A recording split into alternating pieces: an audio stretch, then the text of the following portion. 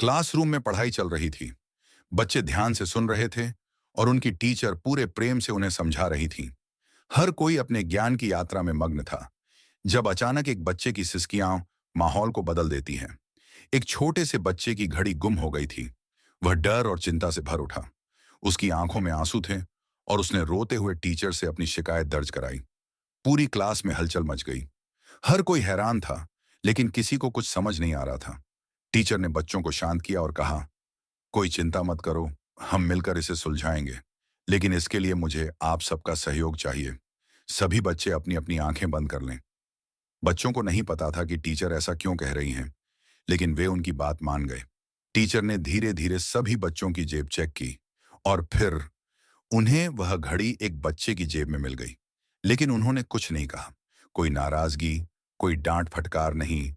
उन्होंने बस घड़ी चुपचाप अपने पास रख ली। उन्होंने यह सुनिश्चित किया कि किसी को पता न चले कि वह घड़ी किसकी जेब में थी। फिर टीचर ने वह घड़ी उस बच्चे को लौटा दी जिसकी वह थी। उन्होंने मुस्कुराते हुए कहा, बेटा, हमें कभी भी किसी की चीज बिना पूछे नहीं लेनी चाहिए। ईमानदारी ही सबसे बड़ी अच्छाई है।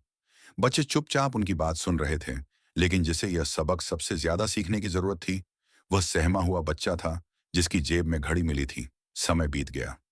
वही बच्चा जिसने एक समय गलती की थी, अब बड़ा हो चुका था। लेकिन वह गलती नहीं, बल्कि एक सीख थी जिसने उसकी जिंदगी बदल दी थी। आज वह एक शिक्षक बनकर अपने पुराने स्कूल लौटा था। वह अपने पुराने क्लासरूम में दाखिल हुआ। सामने वही टीचर बैठी थीं जिन्होंने कभी उसे बचाया था।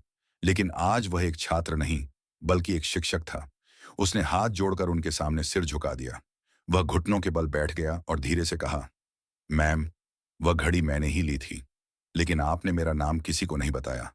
आपकी उस दयालुता ने मेरी पूरी जिंदगी बदल दी। मैं आज जो कुछ भी हूं, वह आपकी वजह से हूं।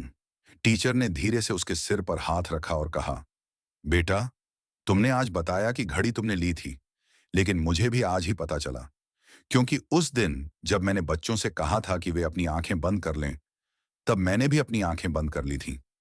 छात्र की आंखें नम हो गईं। वह अपनी टीचर के चरणों में झुक गया।